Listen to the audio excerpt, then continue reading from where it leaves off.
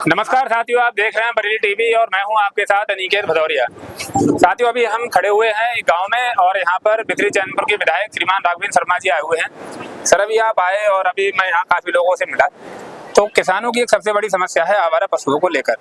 तो इन गाँव वालों की जो मांग है एक गौशाला की, वो कब तक पूरी होगी? जल्दी ही गौशाला यहाँ बन जाएगी। मेरी बात मंत्री जी से हुई है जी। और जल्दी एक बड़ी बृहद गौशाला यहाँ पे बनेगी और ये समस्या दूर होगी। और गांव वालों से भी मैंने निवेदन किया है कि सरकार ने गाय के लिए जो एक प्रोविजन रखा है कि वो यदि अपने यहाँ 3-4 गाय पाल लें तो सरकार उनको पालने के लिए भी पैसे दे रही है।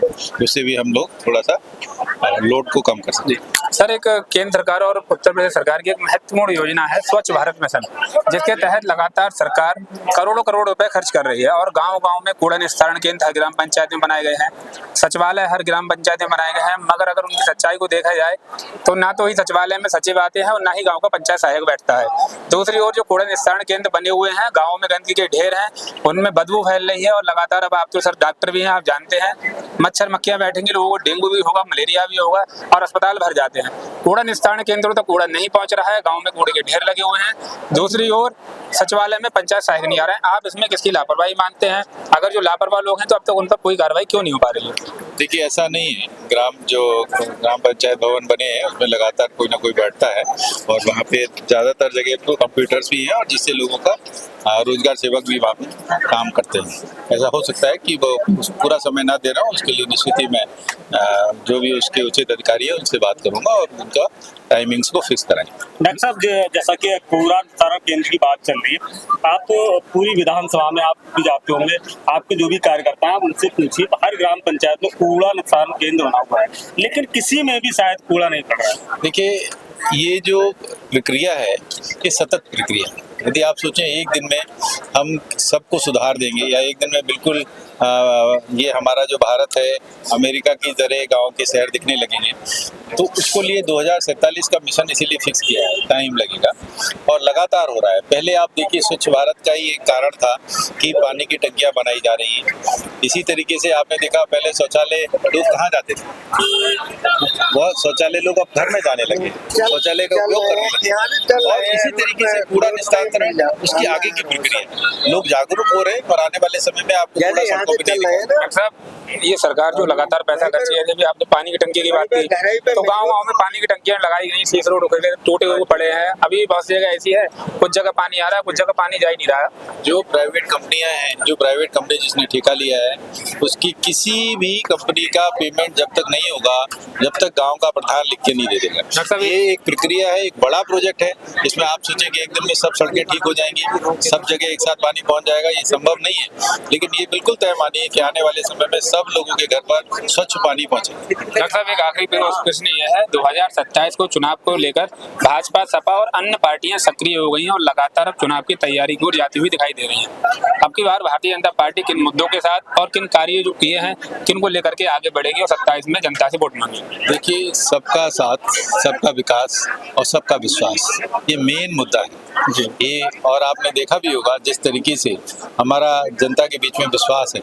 अभी आप वर्ल्ड क्लास में देखिए, वर्ल्ड में युद्ध हो रहा था, लेकिन भारत की जो व्यवस्थाएं थी कितनी अच्छी चल रही थी। कहीं आपको कभी गैस की किल्लत नहीं हुई, कहीं पे डीजल की किल्लत नहीं हुई। पाकिस्तान में पड़ोस में चले जाइए, वहाँ 400 रुपये से ऊपर पेट्रोल और डीजल के रेट से भारत की स्थिति देखिए। ये सामंजस्य ये कम है क्या?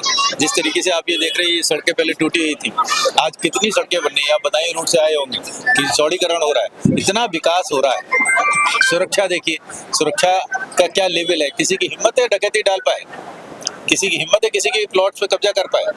ये बहुत बड़े मुद्दे हैं। और जहाँ चिकित्सा की बात है, सब घर में जितने भी लोग गरीब लोग थे उनको आयुष्मान कार्ड दिए गए और उससे भी ऊपर जो 70 साल से ऊपर, चाहे कोई गरीब हो अमीर हो, सबके लिए सरकार ने आयुष्मान कार्ड दिया है और उनकी सुरक्षा चिकित्सा के दृष्टि से की जाती है। डॉक्टर साहब, आप डॉक्टर हैं और आपका जो है, बहुत लोग आपसे आपको अच्छा भी बताते हैं, कुछ लोग बुरा भी बताते हैं।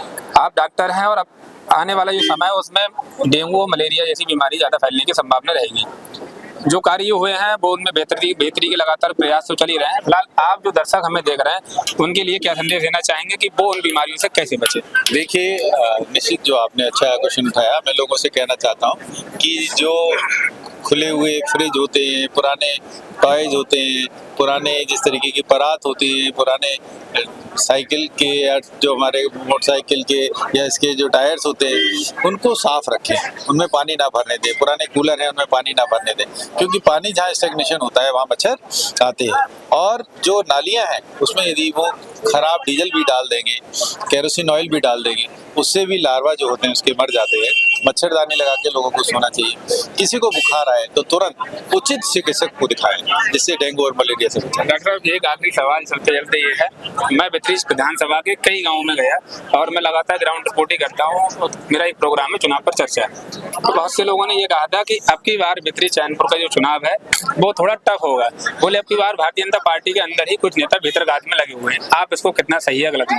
देखिए, भारतीय जनता पार्टी का जो चुनाव होता है वो हमारा शीर्ष नेतृत्व है।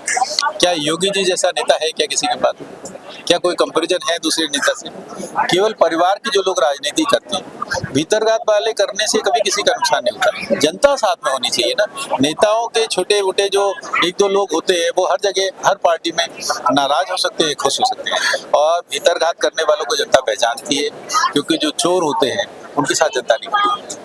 जनता ईमानदार स्वच्छ सभी के लोगों के साथ में, और जो खुलकर बात करते हैं उनके साथ खड़े होते हैं। तो आप निश्चित देखिए, योगी जी के नेतृत्व में हम लोग सरकार बनाने जा रहे हैं। डॉक्टर साहब आपने जो समय दिया इसके लिए आपका बहुत बहुत धन्यवाद। सभी को प्रणाम।